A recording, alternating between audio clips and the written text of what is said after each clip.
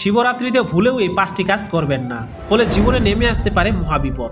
Number 1, এই দিনে উপোস না থাকলে স্নান না করে কিছু খাবেন না। আপনি যদি মহাদেবকে খুশি করতে চান তবে এই দিনে কালো রঙের পোশাক পরবেন না। এই দিনে কালো রঙের পোশাক পরা অশুভ বলে মনে করা হয়।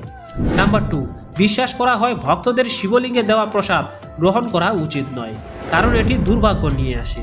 এটি করলে অর্থের ক্ষতি ও রোগও হতে পারে।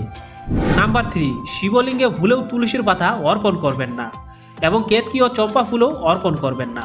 কথিত আছে কেতকী ও চম্পা ফুল ভগবানের শিবের দ্বারা অভিশাপিত হয়েছিল। সাদা হলেও ভোলানাথের পুজোয় কেতকী ফুল দেওয়া উচিত নয়। নাম্বার 4, শিবরাত্রিতে শিবকে 3 পাতার বেলপত্র অর্পণ করুন। ভাঙ্গা বা বিকৃত বেল পাতা দেওয়া উচিত নয়। এবং সর্বশেষ 5, শিবলিঙ্গে কখনোই সিঁদুরের তিলক লাগাবেন না।